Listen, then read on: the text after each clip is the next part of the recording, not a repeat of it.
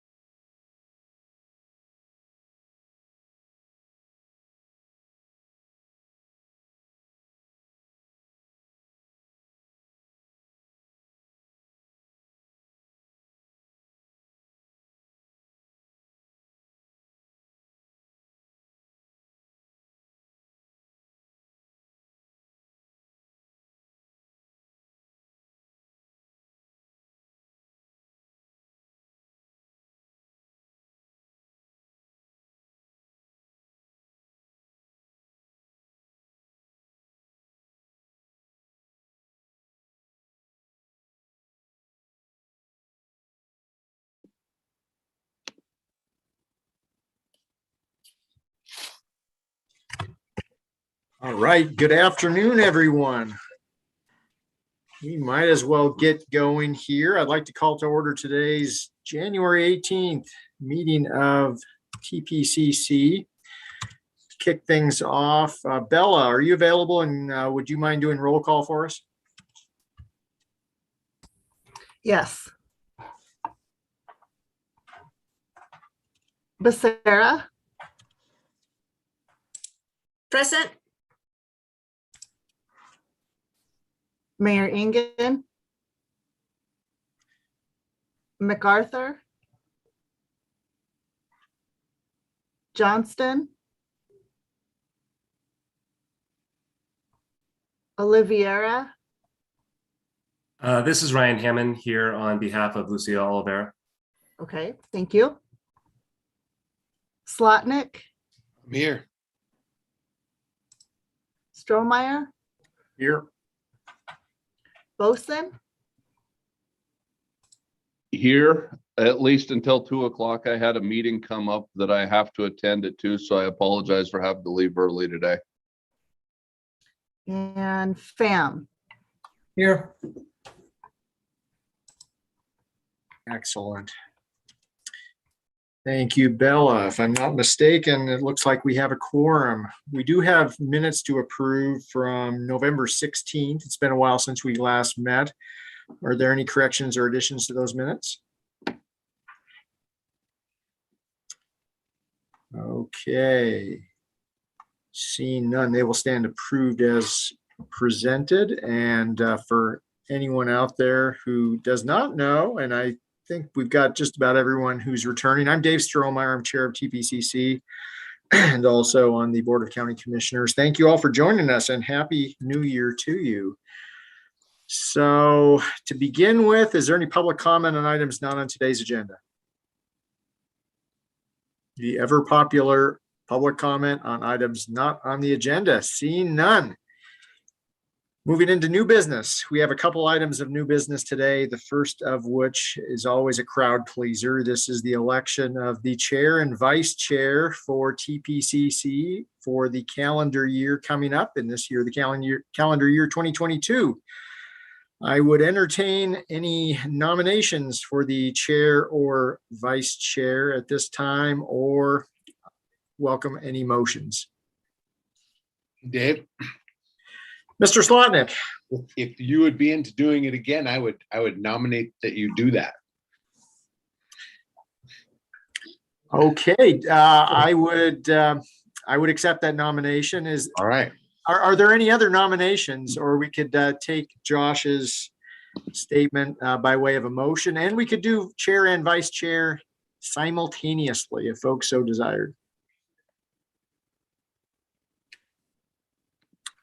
Any nominations for vice chair? Dave, sorry for being late. Can you just restate who Josh nominated?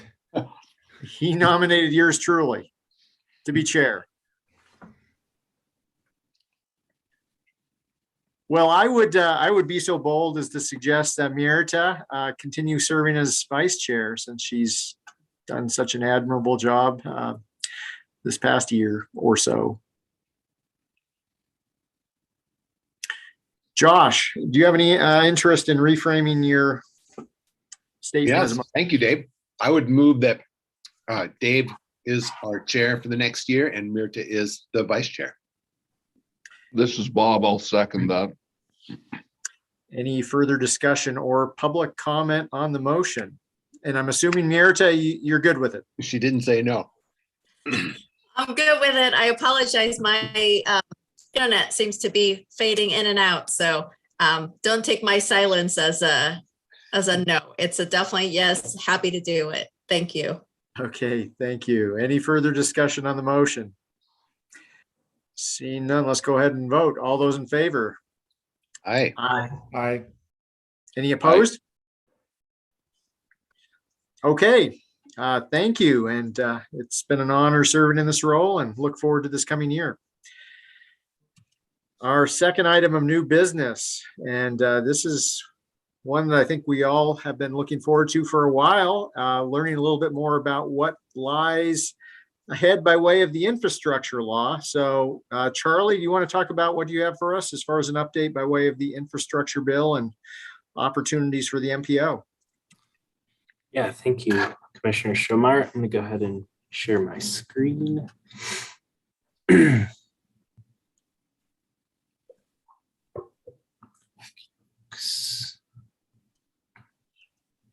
Ooh, my apologies. I clicked on the wrong window on my screen sharing. I'm going to stop sharing. I have it open in two windows.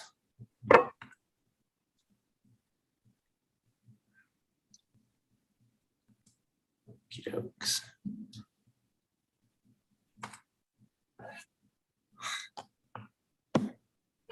Alrighty, so this is our update on the Infrastructure Investment and Jobs Act.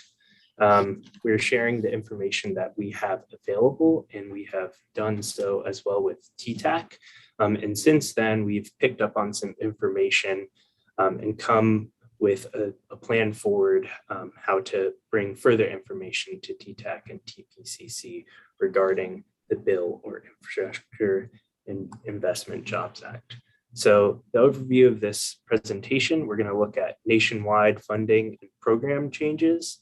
We're going to look at the benefits for Montana and then extrapolate from that potential benefits for the Missoula area, focusing on competitive grants that are applicable to our area. Latest news on the bipartisan infrastructure law, and then we're going to have discussion and next steps on how to follow up and bring you all useful information on how we plan to act upon money becoming available for this bill. So the Infrastructure Investment and Jobs Act came into law in the middle of November of 2021, and I'm sure you all are keen to this. It authorized $1.2 trillion for several infrastructure areas, those being transportation, which is a large one, and the counting, it's over $284 billion of more funds authorized to transportation compared to the FAST Act levels. It also includes broadband, so expanding upon our national broadband network, improvement to water infrastructure, green energy, disaster mitigation and resilience, as well as cyber security.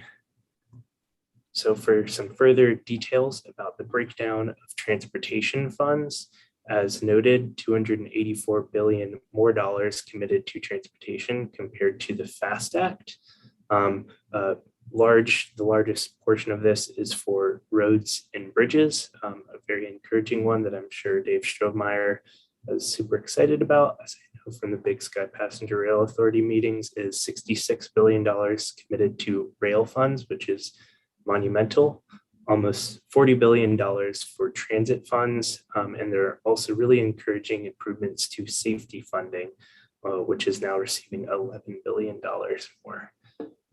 There's also new fund breakdowns for electric buses as well as electric vehicle charging network infrastructure. So just some further information about this.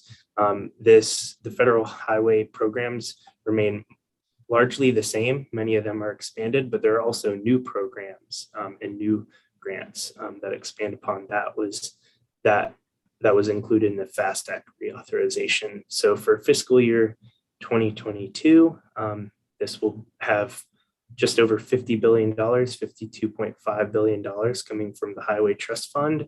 And over the following 5 fiscal years to FY 2026, we'll have a 2% increase to adjust for inflation. So that's almost just over $270 billion for the 5 fiscal years. And in the $284 billion accounting, this includes other funds committed to transportation that are not out of the Highway Trust Fund. A new program is the Bridge Funding Formula Program, which commits almost $30 billion for state and tribal governments to repair and rebuild bridges in poor condition. And the Bridge Investment Program has competitive grants. I'll get more into the details of how these grants programs apply to the Missoula area in our Missoula area specifics grant section later in the presentation. Public transit, as you all may have heard, has a sort of monumental increase in funding. So it's nearly $70 billion committed to public transit nationwide, and this represents a 40% increase over the FAST Act reauthorization levels of funding. Over $30 billion will be for urbanized area formula grants, almost $20 billion for state of good repair grant programs, and almost $5 billion for public transportation in rural areas. Rail funds are seeing a monumental increase in funds as well.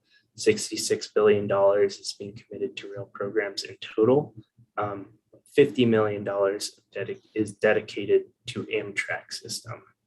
Of this $66 billion, $36 billion is directed towards the Northeast corridor, with $16 billion dedicated to the expansion of Amtrak's national network.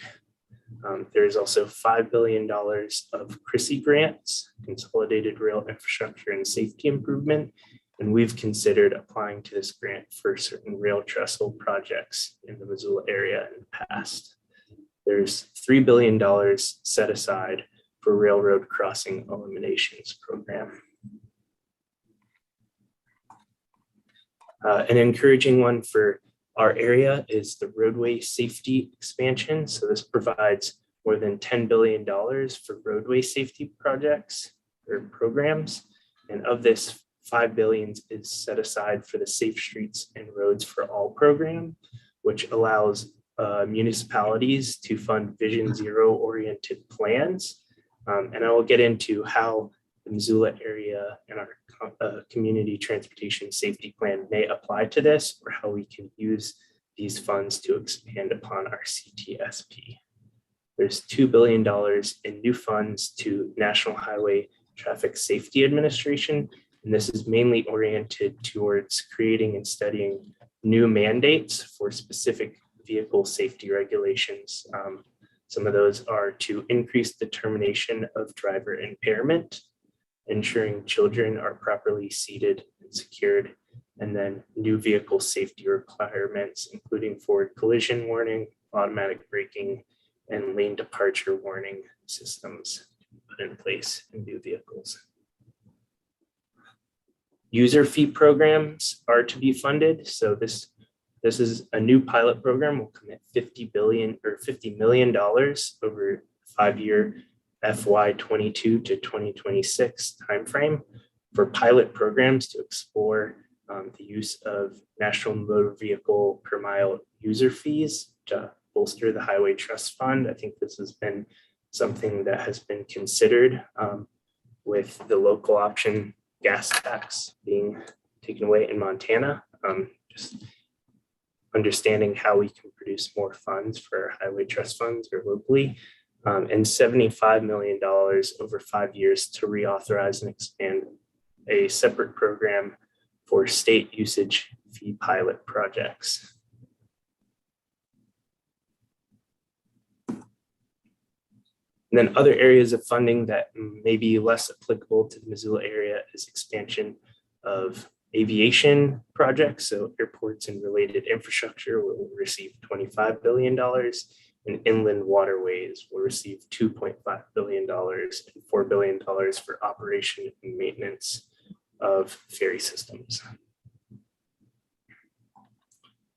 So what does this mean for Montana? Well, we've received one document that does a rough breakdown about the general funding that Montana will receive. It's projected to receive $3.1 billion over these next 5 fiscal years through the federal highway formula funding for highways, bridges. And this represents over a 25% increase of the FAST Act reauthorization funding levels. Almost 70 million of this funding will go to reduce transportation related emissions. And then almost 80 million of these will go to increase the resiliency of our transportation system in Montana. To continue this, almost $15 million will be dedicated in formula funding over these 5 years for highway safety traffic programs. And this is almost a 30% increase over FAST Act reauthorization levels. Almost $160 million will be committed to public transportation, which is almost a 40% increase in those FAST Act reauthorization funding levels. Over $40 million over the 5 years will be dedicated to electrical vehicle charging network in the state of Montana. This is really encouraging for our emerging mobility line of thinking that we're hoping to dedicate time to, and then almost $150 million for development of airport infrastructure over the next 5 years. So what does this mean for the Missoula area? Well, we do have one encouraging thing is the updates to the buy and hire in America, which could affect our leasing of street sweepers project that is currently in the TIP. They may be offering waivers for this. So the leasing of these street sweepers as shown and being studied within the current TIP project designation may be rethought, and we may be able to purchase those street sweepers. So that's still being determined. And then we have new and expanded competitive grant opportunities that will likely be applicable to many projects in our LRTP. So I'll get into those in more depth. And then we have increased MPO discretionary funds. We're unsure on the amount of this, but it is encouraging, and we can project for it to see how that might benefit our urban and CMAQ programs. So I kind of talked through these because I want to leave time for discussion. So there may be reissued waivers that could benefit our street sweepers, bypassing the leasing method that's currently being studied and allow for us to purchase street sweepers as designated in that CMAQ project funding category in the TIP. The new and expanded competitive grants, as noted, the Safe Streets and Roads for All is a new competitive grant program. And this provides funding for municipalities to produce Vision Zero oriented plans. So aiming to reduce and rid our roadways of serious injuries and fatalities. We are unsure if our community transportation safety plan fulfills what this grant requires. So you can either fund plans or projects that are designated in a Vision Zero oriented plan. So we may want to update our CTSP to identify specific projects and apply to this grant for safety specific oriented infrastructure projects, or use it as funding to expand upon our current safety plan that we have in place. There's the Rebuilding America Infrastructure with Sustainability and Equity, or RAISE grants. And this supports general large surface transportation projects. And this is expanded with $15 billion committed. We have Infrastructure for Rebuilding America, or the INFRA grant, which has $14 billion of expanded funding. And this offers infrastructure oriented towards freight improvement on local and regional significance. We have the Strengthening Mobility and Revolutionizing Transportation, or SMART grant. And this will be programmed towards delivering safety and efficiency oriented transportation projects. So as more information becomes available, we'll be able to see which projects designated in our LRTP are most applicable to these sort of broad descriptions that we have available right now. And for some of them, we've been able to attend webinars and identify sort of grant specifics that have been written out. Okay. So in this next section, there's a focus on transit-oriented grants. So there's many new or expanded transit grants, $5.6 billion in the Federal Transit Administration low and emission bus programs. So more funds will be committed towards improving the bus fleets around the United States. FDA buses and bus stop facilities competitive grant. So a grant that will allow Mountain Line to apply and improve our bus stop facilities infrastructure. FDA All Station Accessibility Program. So this program is oriented around improving accessibility of the transit network and bus stops. Capital investment grants. And this is for transit systems to apply towards sort of larger transit projects. You could think maybe the Brook Street TOD project could benefit from some of the funds made available in this grant. And then Federal Aviation Administration Terminal Program. And this is oriented towards improving airport terminals. And the last batch of grants, I think, that are applicable to the Missoula area is the Federal Highway Administration competitive grants for national significant bridges and other bridges. A caveat to this grant program is it cannot be applied by MPOs with a population less than 200,000, but it can be applied by local governments. So this is an area where we can make a comment, and I'll get into requests for information comments and how we will collect and organize our thoughts around that. The last grants I think are encouraging because they're ones that I haven't thought about but are directly applicable to emerging mobility. Charging and fueling infrastructure discretionary grants. So this could be a grant area that could help us fund some of the aspects of our emerging mobility projects and programs. Reconnecting Communities pilot program. So this provides dedicated funding for the planning, design, and demolition and reconstruction of street grids, parks, and other infrastructure.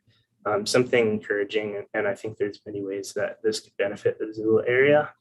And then the FHWA nationally significant federal lands and tribal projects. So we're surrounded by federal lands, and I think there's many circumstances in which Missoula could benefit from improving accessibility to those. So as noted, the MPO will benefit from increased discretionary funds, likely in our CMAC and urban funds area.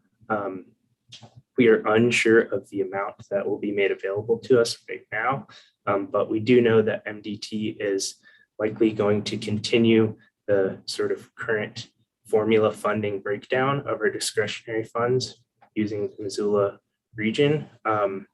And as information becomes available, I'm sure we can bring that to you all. Something that Vicky at MDT shared with me is some news about some holdups on federal fiscal year 2022 spending. So the bill is operating under continuing resolution. So the federal government has not approved the details of funding, and this could limit full funding levels for new and expanded grant programs, including some of the sort of pre-existing FAST Act levels of funding in the previous Highway Trust Fund programs. So it is concerning, but for now, we'll hope that the federal government can approve funding levels. And then lastly, there's a request for information to produce comments on the bill details.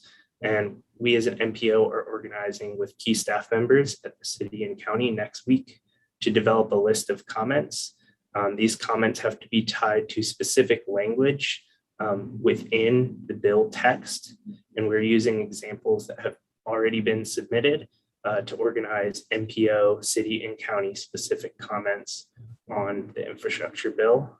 And then another comment that came out of TTAC is we have a lot of new and expanded grant opportunities. We should be working towards preparing projects for these grants. So I think we should start to develop a method of coordinating around and developing greater understanding of each of these grant details so we can have specific projects ready to apply when these grant opportunities open up.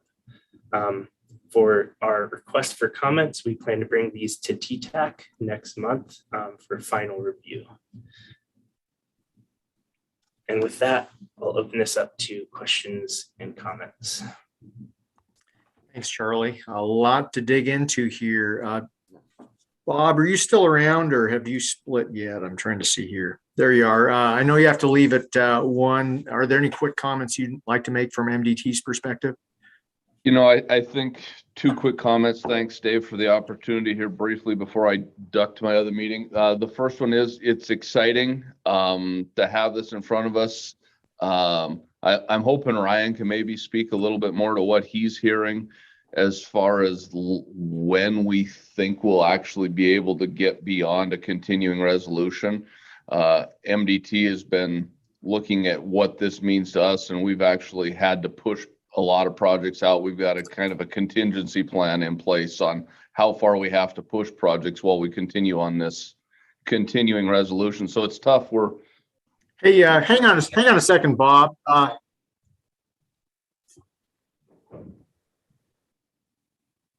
Hey, Bob, hang on just a second. Charlie, that's odd. Hey, Charlie, I'm hearing your recording of your comments.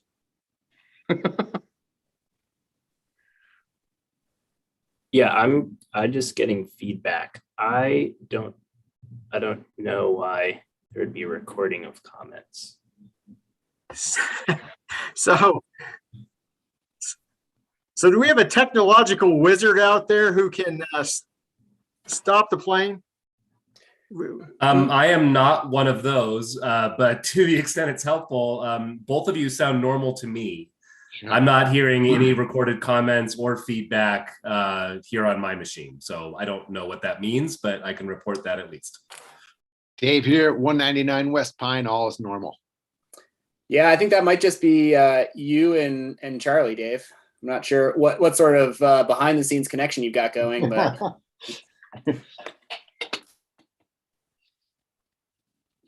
yeah, that is really wild.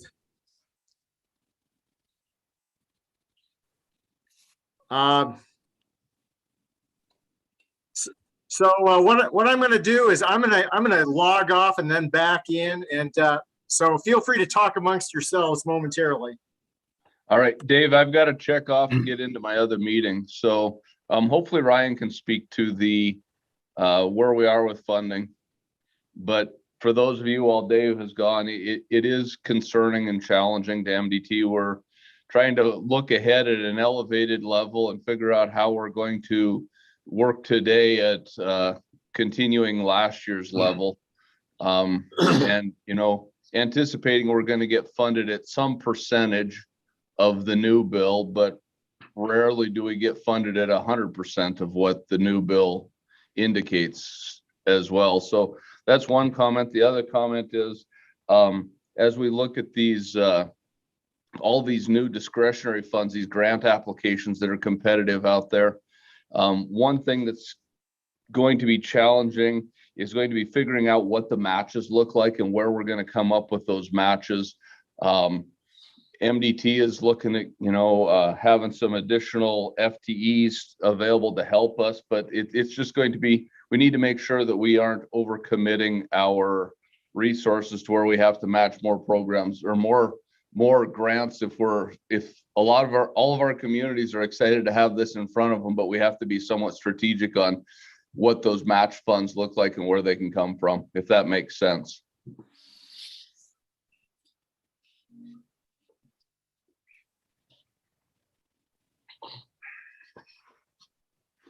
And with that, folks, I am sorry, but I've got to get into another meeting and it came up on extremely short notice for me. Looks like thank you for those comments there. It looks like we also have comments from Ryan and Josh as well. Well, maybe I'll go just because my name was invoked there. So as far as the status of the continuing resolution, we're through, I get this date transposed in my mind sometimes. I think it's February 18th, which represented, about a third of our federal funds for the year. And so that's all that there is ob limit to obligate at the moment. As for reading the tea leaves and such, unfortunately, I don't have much to offer there beyond what a civilian out there who follows the news would know. I mean, I certainly am hopeful that that'll be the last continuing resolution. For those that have been around for a while, I think you all, have seen this act before. Continuing resolutions are not, unfortunately, they're not uncommon, and sometimes there are more than one of them per cycle before we finally get the full year's allotment. I mean, one thing that, just to highlight, I guess, about this year in particular that makes it even more unfortunate is that the continuing resolution is extended based on the previous year's fiscal year levels, which in a normal situation is not that bad, other than to the extent it's always bad just to get funds in chunks. But it matters even more this year in that, we have, this ought to be the first year of the new era, the bipartisan infrastructure bill era, which means that what the FY22 levels should be, quote unquote, is much higher than what the FY21 levels were. So it matters even more this year because of that. But again, as for prognostications, can't offer much there other than my fingers are crossed along with the rest of you. All right, I am back. Sorry for that interruption. I apparently triggered the recording for the meeting somehow. So Josh, I see your hand is up. Thanks. I had a question for Aaron.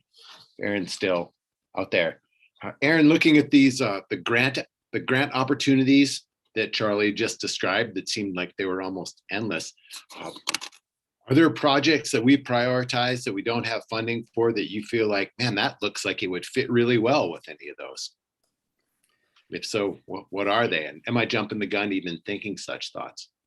No, that's right along exactly what we're trying to focus on as quickly as possible. And there are a couple of opportunities. One is the Brooks Corridor, where we received a raise grant for planning to get that project essentially to the point where it's a fundable project for construction. And so because it's already been awarded those federal grant funds, I think it's an ideal candidate for pursuing some of this, assuming we can get to, a feasible project. There are a whole host of other projects. I think the Highway 200 corridor fits. That's what I was gonna mention, especially the railroad trust, which seems like the hardest nugget there, and that rail was in there. Sorry to interrupt. Keep going. No, you're absolutely right. And I think our strategy moving forward needs to be, and something that we're starting to work on, is pulling all the right folks together from the city, the county, and MDT, and identify our priority projects, whether we currently, think we have funding for them or not. If they're eligible for a grant program, we need to be thinking about, putting the most competitive projects forward. And then the second step, I think, is identifying which, as these grant opportunities start to develop and we see program announcements, identifying which projects or which components of projects would be eligible, and then working on making sure we have all of those priority projects to a point where that we have enough design that we know the right cost estimates. There's a certain level of design that I think you need done on these projects to really be competitive and to be able to fulfill the grant obligations within the time period. We're finding that with the mow and build project. You have constrained time periods, so you can't start from scratch and expect to meet those deadlines necessarily for some of these larger projects. So I think there are a number of steps that we have to go through, but we have a laundry list of eligible projects that I think, if we could get even 2 or 3 of them funded, that's going to be a huge win for our community. With like the East Missoula one and with Brook Street, are you spooked at all by match requirements? Yeah, it's always a consideration. And I think it's something we need to plan for. And that's part of that, how ready are we for any of these projects, is identifying, what's the match for that funding source, and do we have access for that, and planning ahead and trying to figure out how we can be creative about providing that local match. It's certainly going to be a challenge. And, the one positive thing is I feel like I have seen in some preliminary documents that there are at least some programs that anticipate having 100% federal share on a project. I don't know that any grant would be competitive without some sort of local match, but maybe there's at least that option. I think there's a recognition that particularly in smaller rural communities, or maybe even communities of Missoula size, or for the county, that there just aren't a lot of match sources out there. Like, it's really hard. We don't have hundreds of millions of dollars that we can shift around between projects and try to come up with that match. So that may be wishful thinking. It probably is partially wishful thinking, but maybe there's some opportunity there. Thanks, Aaron. Thanks, Josh. I saw Bob, you had your hand up there again for a second, and then Ryan. Yeah, I was just flagging it. I got to stay on my next meeting. They pushed it out till 2:30 once I got logged in. So I'm back for a little bit longer. Okay, great. Ryan? Yeah, well, I guess maybe I would make Aaron's thinking maybe not so just wishful. I mean, I think that is maybe a theme that I've seen emerge too, just with some of federal programs in general in this, even before bill, but certainly in the post-bill environment. I think federal match requirements will be lesser, and not just in some of the statutory requirements, but also in just how they're evaluated in competitive proposals, in terms of, their minimum match is one thing, but it used to be a time, where you would get points for overmatching, because that would demonstrate, an even stronger local commitment, and you'd get credit for that. That sort of thing seems to be going away, and probably for the reasons Aaron mentioned. It's just that, every community is in more or less the same boat here. And so trying to extract these higher match ratios it's tougher. So I think there's a recognition of that.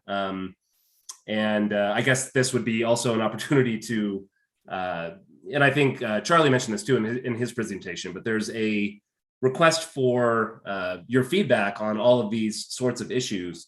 And a bit of feedback along these lines would be welcome, and I think helpful. Just, let folks know what your thoughts are about local match requirements. I imagine the agency will be hearing a similar message from a lot of your peers out there. But in any event, I think that Aaron is right, and maybe, not to set us all up for collective disappointment here, but I think that there is good reason to believe that local match will be less tough going forward. So thanks, Ryan. And I will say, U.S. Department of Transportation has done a really good job, I think, so far over the past couple of months in rolling out a number of focused webinars and informational sessions on various grant programs that might be coming down the pike. Question for you, Aaron. In terms of just tracking all of this, there's a ton of moving pieces out there.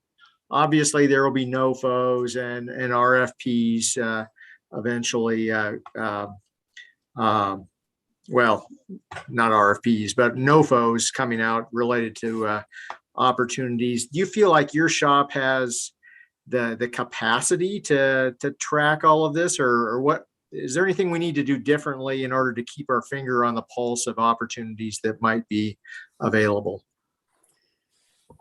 Yeah, I mean, I think we certainly have the capacity to track this and to help be the coordinators or catalyzers for making sure that we have the right people in the room when we're talking about these grant opportunities, because it's going to be more than just all of these projects are likely to require partnerships both between the city and MDT, the county and MDT. That there's a lot of crossover here, and so I think it's just making sure we're meeting early and often enough to be ahead of the game and have these projects sort of on their way. The other piece related to that may be thinking about what elements of project development are PL eligible and looking at our balance of PL funds and how we might want to utilize those to get projects to sort of that level. We can't do engineering, but we can certainly do concept design and pre-NEPA and some of the work that or maybe even hiring a consultant to do the actual application. Actually don't know that that's PL eligible, but maybe Vicky or Ryan could correct me if I'm wrong, but that might be a way to help increase some capacity, is put those PL funds into sort of a more implementation focus. Thanks, Aaron. Debbie? Thanks. I had a couple of questions going back to Charlie's presentation. There was a pie chart graphic at the, one of the near the start of the slides, and I thought that there was a little, it was the smallest chunk, but I thought it was called Community Connections. Can you speak to what, I didn't catch what that might be, and if we have projects, either in the long range transportation plan or illustrative ones that fell out of the the selected alternatives that might fit into that category, and if a community our size is eligible for that. That's my first question. Charlie? Yeah, so that's $1 billion under Reconnecting Communities, and that's specifically the Reconnecting Communities grant, I believe. There might be a certain amount of money outside of that, but I believe that $1 billion is entirely for the Reconnecting Communities competitive grant. And the goal behind that grant is to reconnect street grids, take down sort of underutilized or unneeded roadway networks that disconnected communities historically. And I think it's something that I find really encouraging, because in this day and age in transportation, we're finding that there's, pieces of infrastructure that have really harmed communities and disconnected them in terms of accessibility. There may be an opportunity for Missoula in the grand scheme of things. I think there's other cities that have been affected by that far worse than Missoula, if I'm going to be completely honest, but it is an awesome new form of funding that we have available to us and can apply through the competitive grant. Okay, we probably just think about reconnecting our community in a different scale than what they're thinking of. My next question was about the emissions reduction projects, and if there was any specifics related to the information on that. Is reduction in emissions coming through EV and pushing towards EV and those types of things, or is that route changes and route capacity changes to keep traffic moving or things like that? That designation, I believe it's almost $70 million for Missoula or for Montana as a statewide, is oriented towards large transportation infrastructure projects. As with sort of air quality standards. All of our projects have to essentially prove that they are either not harming or improving air quality for our local region or other regions around the state. So I don't believe that that has a designation around specifically electric vehicle charging, but more so larger infrastructure projects that have a net benefit to air quality through creating mode shift or improving traffic flow. Okay, that one might be near and dear and a place that we can excel at with our, even though we filed to get removed from our air stagnation, it's still in limbo. So that might be a place. And then just my last question, I think for now is, I was just wondering, are any of these grant applications available, like the format and what they're looking for? Are they out, or is it just everyone's waiting to see what these look like and what we have to formulate? I see from Aaron's face, it's like they're not ready. Yeah, I would just say it's a combination of both of those things you promoted, but I'll have Ryan speak. It seems like he has his hand raised, and maybe Aaron as well. Okay, thanks. Yeah, I mean, so in general, the answer is no, not yet. And I again, this is where the opportunity exists for you guys to kind of help us craft the criteria, because a lot of these discretionary programs in particular, the statute has like 3 paragraphs in it, and it'll kind of lay out these kind of broad eligibilities, but how we evaluate one project against another is something that, FHWA will mostly do itself as far, again, as far as evaluation criteria in particular. And that's something that we are actively seeking feedback on. So no, most of those programs have not been crafted yet. Thanks. Any other questions or comments at this point? I see this as an ongoing conversation topic and maybe something we just want to build into each of the agendas going forward. Mirta. Thanks. I apologize. I got kicked out of the meeting a couple of times, so maybe this was answered already, but I thought I heard Aaron talk about PL funds and how maybe we can get some projects or potential projects further along the way so that we can tap into some of the other funding that's available. I'm curious to know if you think that can happen with current PL funds so we can tap into future funding that's available, or do you think that there will be more PL funds coming to Missoula that will then allow us to plan for some projects and get some federal funding? Or is it both? Yeah, well, it would have to be our existing reserve of PL funds. I'm not anticipating an increase because we have a new MPO coming online in Montana. And so I think best case scenario is we sort of maintain our current PL levels.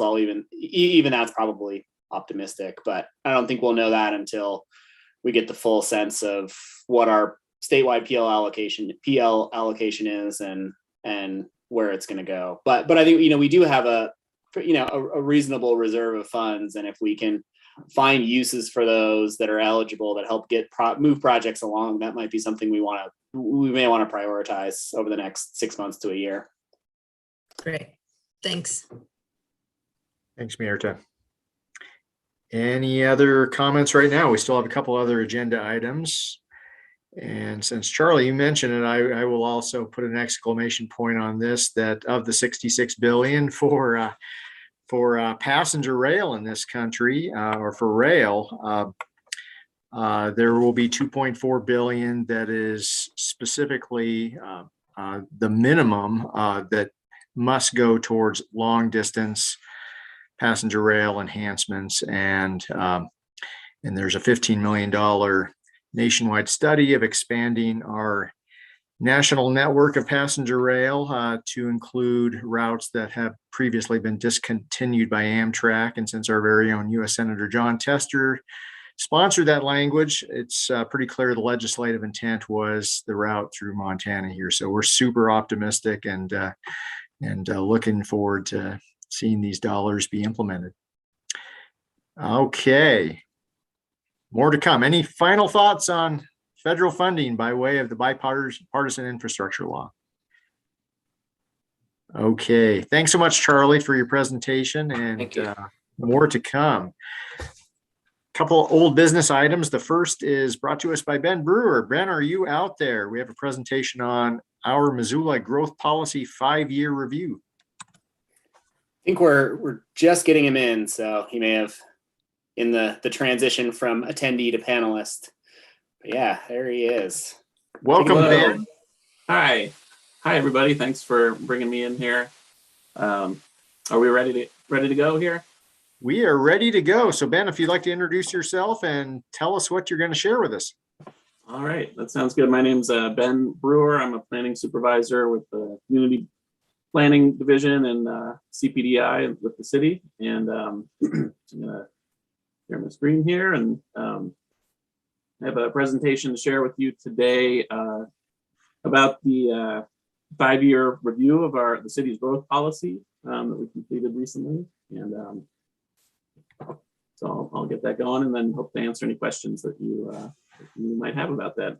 This was wrapped up at the end of October last year in 2021, and we meant to bring it to this group sooner. And I had a personal snafu that I had to miss the last time we were scheduled to present on this, so I apologize for that, and I'm happy to be here now.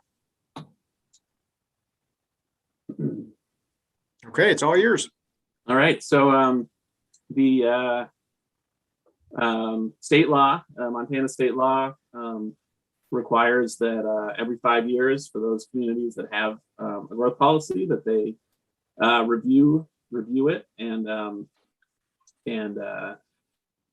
take a look and see if things have changed or need to be addressed. And so this comes out of, there's a requirement that comes out of state law.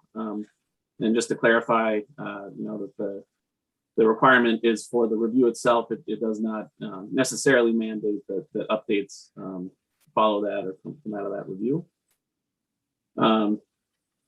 But our growth policy with the city, our Missoula growth policy was adopted in 2015. So our review was scheduled for 2020, and with all of the things related to the pandemic and whatnot, we fell a little behind on that, but we were scheduled to get this going a little while ago.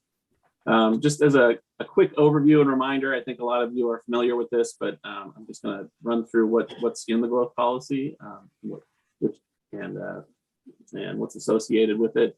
As you know, the growth policy is a foundational policy that cities and localities in Montana use to implement land use strategies, such as zoning and other regulations like that. In our Missoula growth policy, it contains several sections, including the introduction, vision statement, letter of the community, things of that nature. And then the bulk of the policy includes the 6 element chapters, and those are really the policy statements themselves. And those include livability, safety and wellness, economic health, housing, community design, and environmental quality element sections. And each of those include further breakdowns of goals and objectives and related actions. And then the specific actions themselves are contained in the actions and outcomes chapter, which includes both the priority actions list and a full list of actions. The policy also includes the land use recommendations chapter, which specifies the different land use designations that the policy includes, a cooperation and coordination chapter, guidance on subdivision regulations, and then the growth policy amendment processes chapter, which is where we find kind of the direction and criteria for conducting this type of review. Just a reminder also that there are a few appendices attached to the growth policy that supplement it, especially want to call out the community profile, which is included in that, and really quite a substantial document in itself. And then finally, the other key piece of the policy is the future land use map, the growth policy land use designation map, which ties back to the land use recommendations chapter. And this is where the vision that the growth policy contains is applied geographically to the community. This map is available in a few places, but one of them as an interactive map is available through the What's My Zoning map on the city website. So what was reviewed? The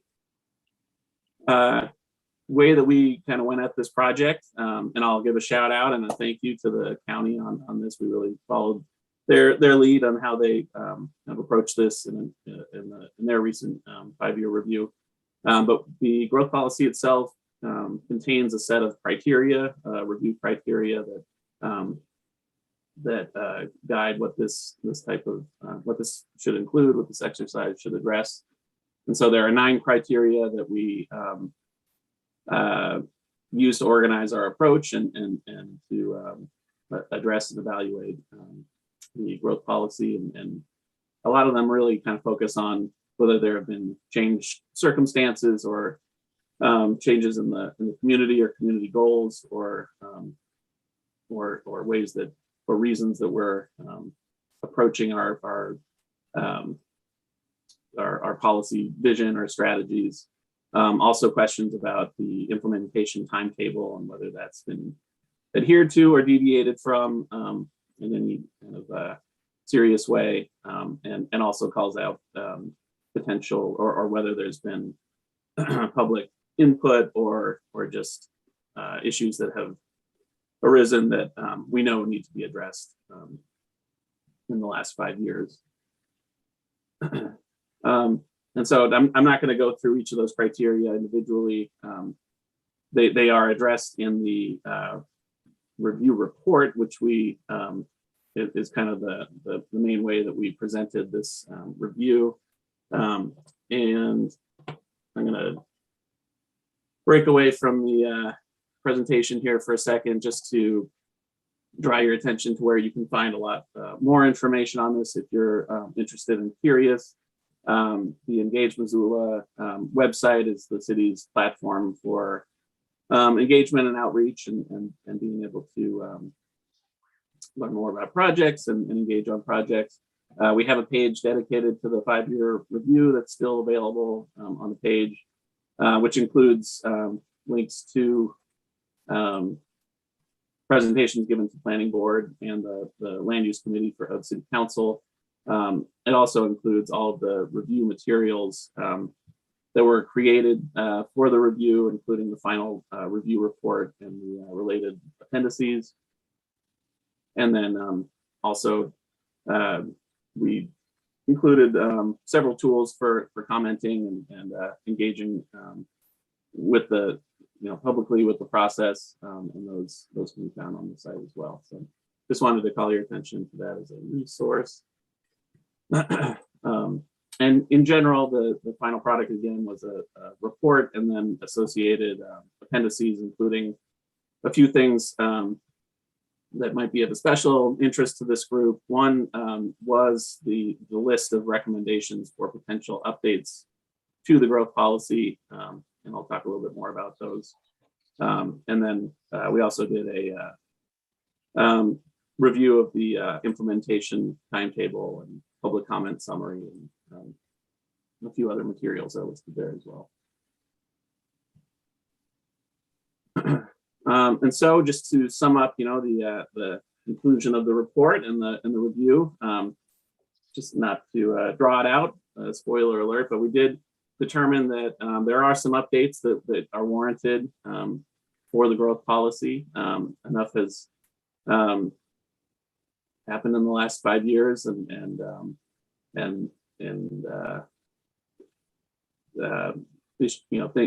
reviewing the report, the document itself, and the policy itself, things were identified that could warrant taking a look at and potentially modifying. And so some of the key takeaways included in that include just a recognition of the volume of policy work that's occurred in the last 5 years or so.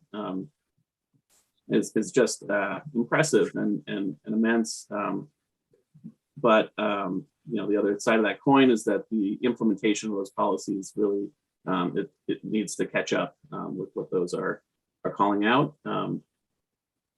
Also, that the issues and challenges facing our community they're not new, but several at least of those issues that were addressed in the original growth policy have become even more urgent. The urgency has really palpably risen. The community profile update is important. That's one of the recommendations that was meant to, or hope to occur along with the review, but because of the timing of when the data has been available through the census, we haven't been able to complete that yet. It's on our work plan. But just the recognition that even when the community profile is updated, we're likely to still not get a complete or a full picture of the impacts of the last few years. And finally, that the actions update that was done, shows that almost all of the priority actions called out in the growth policy have been implemented in some way or another, which is great. Also, recognizing that there are many more actions that are still remaining to be implemented and followed up on. So I'm just going to run through the way that we organize our recommendations for potential updates to the growth policy. We broke them out kind of into three different buckets. The first was really looking at the document itself, and so technical kind of maintenance related updates, including the community profile update, and and this ties into some other recommendations, but it's really on the one hand, it is a very robust document and policy, and there are benefits to that. It's also difficult to understand sometimes what it's really calling for, or how to prioritize some of the statements within it, and so the recommendation to really look at kind of refining some of these lists of actions and goals and objectives, and then an attempt to look at streamlining the document to be more understandable and implementable. Our next bucket of recommendations really focused on the policy itself and potential updates to that. We are interested in looking at the Missoula Development Guide and what role it could play, or whether it could be incorporated more fully into the policy. That's a report on residential development in the urban area that the planning department for the city has put out for a while now. We recently just completed the 3-year update on that, and it's possible that we may want to or offer to come back to this group to talk more about that report as well. But there's some interesting tie-ins to the growth policy there that would be worth expanding on. I wanted to call out a couple of these that I think might be of a special interest to this group. One being that we do recommend looking at the land use map itself, and that's anticipated to be incorporated into the comprehensive code reform project that's we're just gearing up for on the city side, and so there's a lot to talk about just within that one item, but I think that included in that is a sub focus of really kind of looking at how the city growth policy interacts with and aligns or not with the county's update of their land use map and the loop pack project. I think there's some discussions that could be had there, probably should be had. And then also secondly, really looking at how the growth policy is informed by and interacts with the various other policies that the city has adopted, especially recently, and trying to look at how those fit in or are discussed in the growth policy itself, and how we maintain consistency between things like the LRTP and climate action plan and all these other kinds of important policies that have been worked on recently, so that there's consistency there. And then the final kind of grouping of recommendations that we looked at was more geared towards implementation and usability of the policy. And really, I think there's a general focus on implementation, that people are ready to see some things happen. And so we got feedback on that and received feedback and whatnot as it relates to the growth policy. And so there are some recommendations related to how we can really kind of move that forward as well. One of those included revisiting the idea of an implementation team related to the growth policy that I think would be interesting to hear any recommendations or anything from this group on how that could work or what it could look like moving forward. Hey, Ben, we've got to wrap up here in about 5 minutes. So just to Great, let you I'm know. almost done here. I'll try to move it along. So I did bring some slides on the code reform project itself, and I'll just run through them really quick.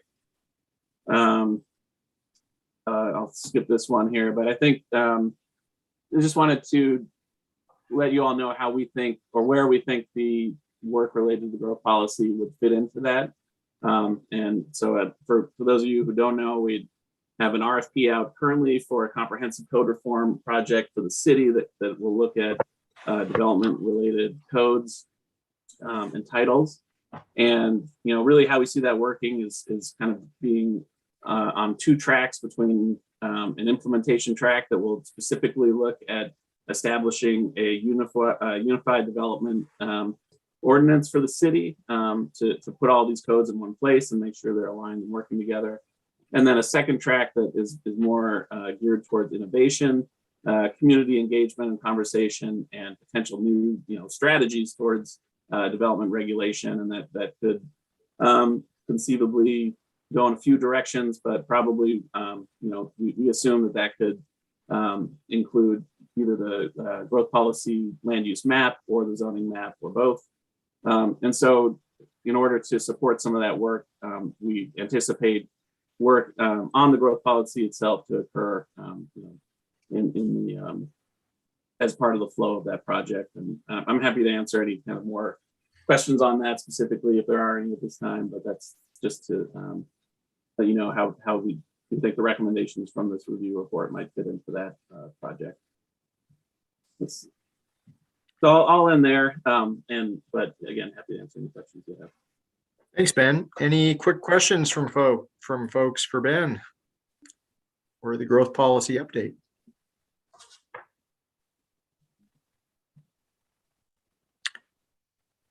Mirta. Thanks, I'll be quick. Ben, do you know if there's a map that shows a juxtaposition, if you will, of the future land use map with the adopted LRTP scenarios by any chance? Not that I'm aware of. Aaron or Charlie might know if those were incorporated at some point with LRTP, but Yeah, no, not currently, but I think that's a really interesting, something we can work on, and certainly wouldn't be hard to do. So we'll add that to our list of data dashboard items. Of requests. Yeah, no, I think it's an easy one to do. So and it's a good idea. I like it. I think it'd be super useful and helpful as we guide development to see where we're contemplating expanding our transportation system to accommodate that growth. So I'll be really interested to see a map like that, but no rush. Thank you. Good question. Thanks, Mirta. Any other questions or comments? All right. Thanks so much, Ben. More to come on this topic. Thank you. All right. And finally, our second old business item, we have a special presentation from Mountain Line on their bus stop improvement project and 2022 service expansion. Yes, thank you so much for having us. I'm going to just dive right in the interest of time. I'm a visual person, so I'm going to share my screen. Looks like we're good to go. So my name is Shanti Johnson. I do communications, outreach, and marketing for Mountain Line. Unfortunately, Corey is sick today, so it's going to be me, but I feel confident I can field your questions or get you answers afterwards. It's been a little bit since we've been before you all with an update, so I do want to share some of our highlights from the last year. Mountain Line has been able to accomplish a lot in the light of some of the challenges I'm also going to talk about in this presentation. And then, yes, I do want to give you an update on our bus stop improvement project and our upcoming service expansions in light of staffing shortages. And then I really want to conclude with some of our most pressing needs. And I'm delighted I got to follow up on Charlie's presentation because this all goes hand in hand. So to dive right in, 2021, we did a lot. We actually received national recognition a couple of times. And it started with Secretary of Transportation Pete Buttigieg recognizing us for our collaboration. There are lots of transportation agencies that don't have a close-knit connection like we do here in Missoula, where we work very collaboratively towards shared goals. And that was something he highlighted when the COVID vaccine first came out. We worked with the COVID-19 task force to put together a vaccine location map using public transportation. And I just wanted to highlight and thank you all for such good partnership and to recognize that that's rare and is really benefits everyone in our community. So that was an exciting way to kick off the year. We were awarded a third LONO grant, $3.6 million to secure 4 more electric buses in 2023. We will order those buses after we conclude some research that we're starting to better understand which types of buses, which models, which charging infrastructure work best here in Missoula, which we're learning a lot as we transition. We also won the Montana Transit Association Safety Award for our safety record in 2020. And I just wanted to highlight that because that takes an entire team of collaboration, and we're really proud to be putting safe, accessible service on the road. We also invested in our community with a completion of a downtown art installation at our downtown transfer center.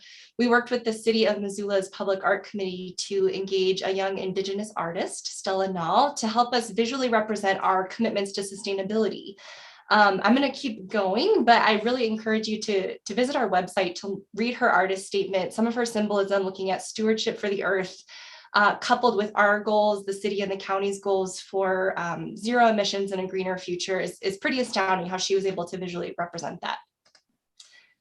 We received 6 new electric buses. Our fleet is now 40% electric as far as our fixed routes. We have a goal of becoming completely zero tailpipe emissions by 2035, and we're excited to be cruising right through with some of those grants that Charlie mentioned, like the low or no emissions bus grants.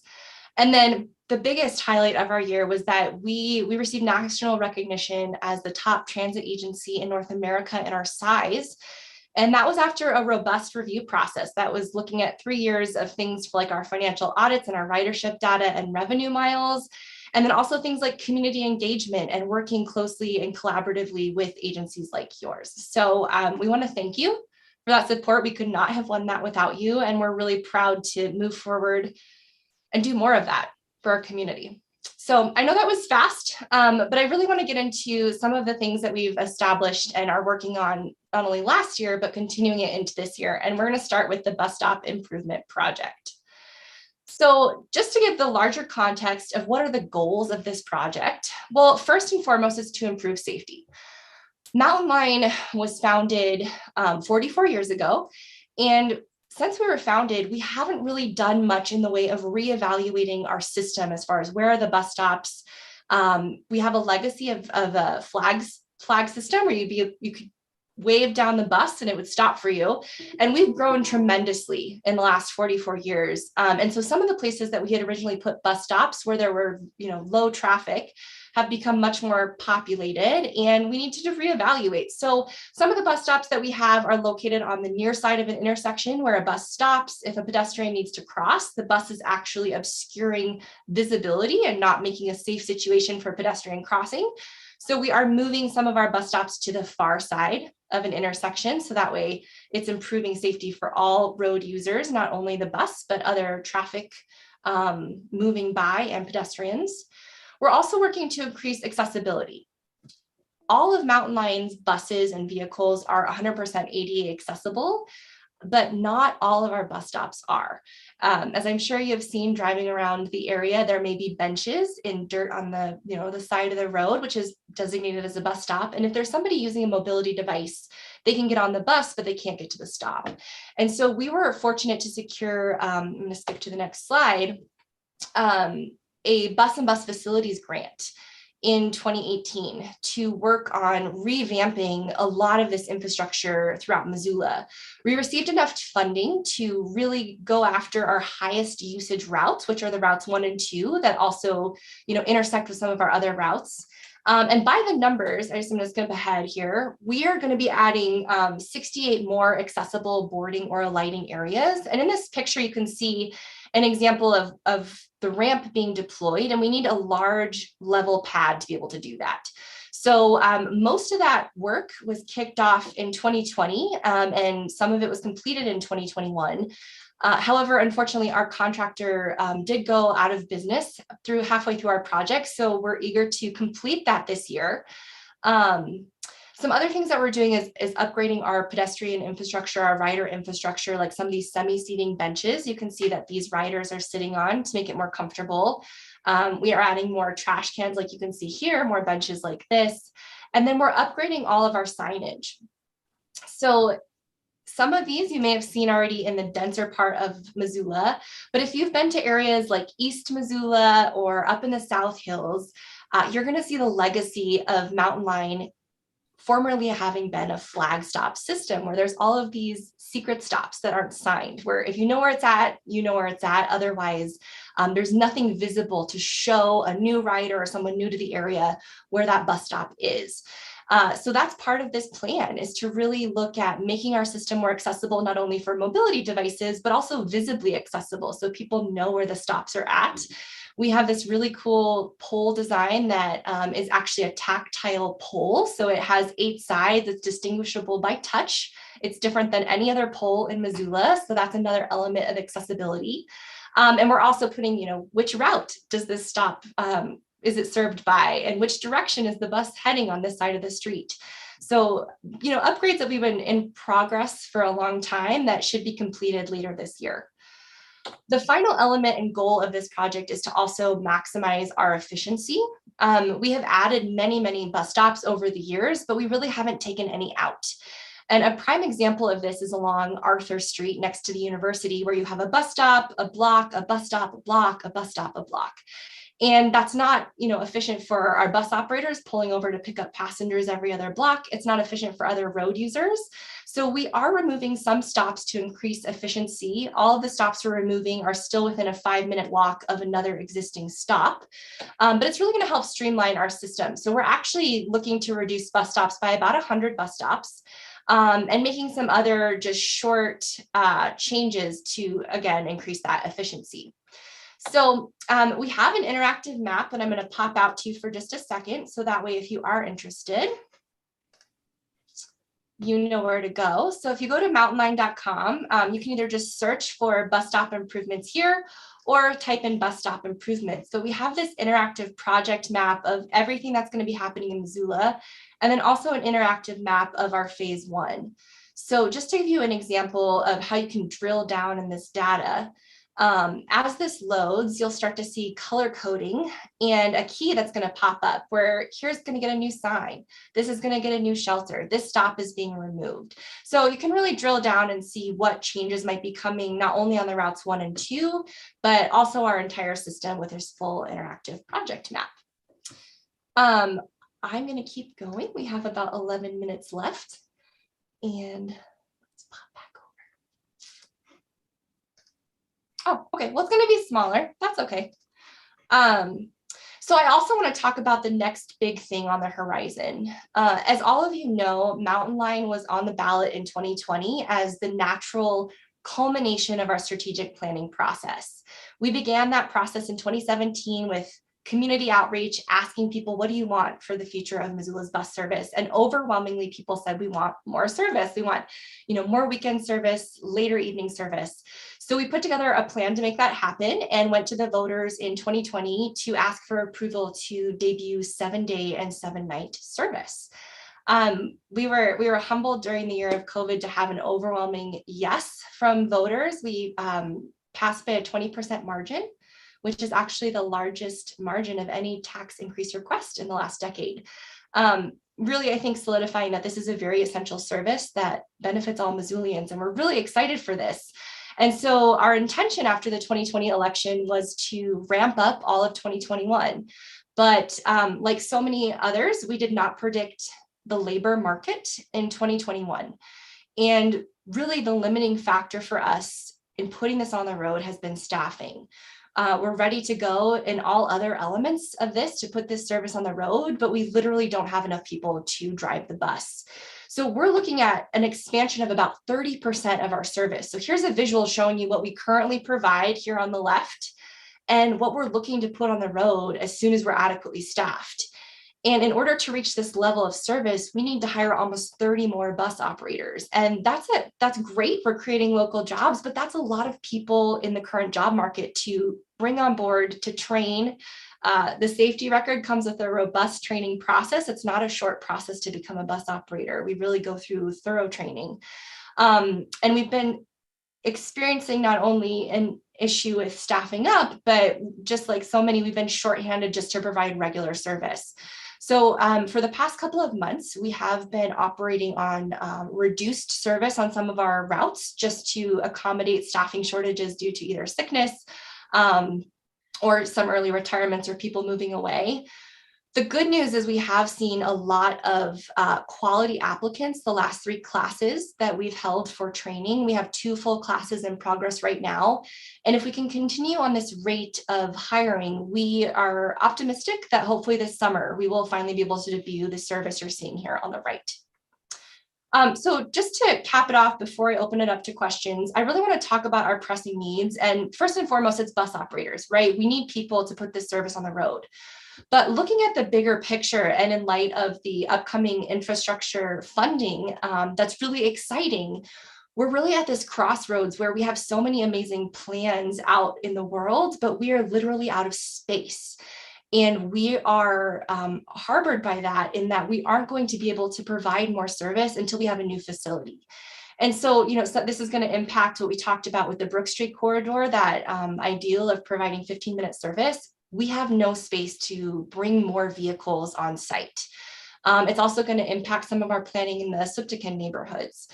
And this is going to impact our transition to a zero tailpipe emissions fleet. The reason for this is that electric buses, which is the most viable type of vehicle for us right now as a low or no emissions, they must be parked next to a charger. So they physically have to be parked in specific places. And after these next 4 buses arrive that we just received funding for in 2021, we will not be able to park our electric buses on site to charge them. Right now, we're even parking some of our electric buses into our maintenance bay, where our maintenance team has to remove vehicles that are in for maintenance just to park a bus and to charge it. So the tale of us is where we need to take charge and hopefully snatch some of this funding to build a new facility. And that's our most pressing need right now. So I want to open it up, and I also want to, thank you for continued support for your Zero Fare partnership and helping us earn the 2021 Agency of the Year. And I will stop sharing my screen. I went fast. No, but I that's great. appreciate the time and ability to come before you. Yeah, thanks, Shanti. That's great, and congratulations for all the excellent work that Mountain Line has done. So questions, comments from folks? How can we help you find bus drivers? Yeah, that's a good question. Well, the beautiful thing is that our board, one of our members is here too, just approved a wage increase that I think has been the reason we have seen an uptick in applicants in the last 2 classes and the uptick in quality of the applicants. I think, we used to be a really competitive position. We have amazing benefits. It's a career path position. But with all of the other labor shortages, we started competing with the fast foods of the world. And so we really had to take a hard look at our budget and immediate needs. And from leadership like Don and others on our board, really decided it was worth the investment to up the wages. So that's been helpful. And I'm hoping that trajectory continues. Shanti, what are the wages now for a starting bus driver? $20.43 an Oh, hour. that is good. Good for you. Good job. With pension, full benefits. Nice. Yeah, PTO. It's great. Excellent. Yeah. So tell everybody, that's how you can help. Tell everybody who wants a new position. Other The other questions? thing Yeah, I'd Don. add, and if I might, Dave, is Shanti was talking about our new facility that we're looking to build in the future, and that is another area that we need community support, is securing a piece of land that is suitable for that facility. And we've been working with many of you on this call to try to find that piece of land, but that is the critical piece for us. We do have matching money in hand to go acquire the federal dollars to build the facility. But we need that piece of land as sort of the foundation of that request. So that's Don, a critical piece for us right now. Where does it have to be? Shanti can speak to this too, but the closer to the heart of our routes, the more efficient it is. We've been looking at pieces of land over the Scott Street Bridge, for example. That's within within our area. That makes sense. We looked at pieces out on West Broadway locations. It's sort of a mix of on the one hand, we'd love to be right in the center of things. On the other hand, it's hard to find a piece of land that's big enough for us, which is 7 acres or something. And because this is a lot of buses we're talking about over time. I think Dave is learned up on this one, but that chunk of Forest Service ground that's kind of in Midtown. Yeah, I've an update on that. I corresponded with the Forest Service about a week and a half ago, and to say that their property disposition process is glacial would be generous. So I mean, we're literally talking years out, which I get the impression, Dawn and Shanti, that's not the hot time horizon you're looking for. Yeah, we're ready right now. We're ready. Yeah, I mean, we had the staff came to us and said, we really want to expand on our current site because we need more space right now. I imagine Fort Missoula is probably too far out. It's farther out than we've looked. I would have to defer to we've had significant planning study done by an outside firm to help us with this whole process. And we identified at that time, which was now 2 years ago, maybe, Shanti, like a list of 14 sites around the community. And, some of them were like the Forest Service one. We just got to the point where we looked at it and said, that's not going to be in our time horizon. And so we've been, whittling it down. And unfortunately, things dropping off. There are still, some legitimate contenders out there, I think, but to the extent that you all as community leaders can help us push forward, we are ready. And I'm just sort of amplifying what Shanti already said. We're ready and past ready to make the commitment to this piece of land so that we can then raise the money and get this thing going. Just please don't suggest putting it on a golf course anywhere. That's my only ask. Aaron, you have your hand up. Yeah, I just wanted to follow up and thank Shanti for giving the presentation and reinforce the point that her and Don have made, that there are a number of critical pieces. Like transit is essentially the central core of our long range transportation plan. Having a really high quality transit system is going to be essential for moving forward and how we're growing. And I think all of these pieces are related, and thinking about other projects like the Brooks Corridor, which probably doesn't happen if we don't find a facility for Mountain Line to be able to expand. And we're talking about trying to fund Brooks Street in the next couple of years with the infrastructure bill, but we don't do that if we, or that's not going to be a successful project if we can't find a site. And so I think it's good for this committee and the MPO in general to really be keeping all of this in the forefront, that transit's critical for a lot of these places and places that we're growing, and we should factor that into our decision making or ways that we can support Mountain Line in achieving those goals. So I think it's a good combination too with the growth policy conversations and thinking about how and where we're growing and what Mountain Line's capacity is and some of the challenges there, that those things are all kind of related. So hopefully that's helpful, but I just wanted to reinforce that for the MPO, I think to achieve our goals, transit is really sort of the core piece of that we need to have implemented. And there's a number of steps that we can help support.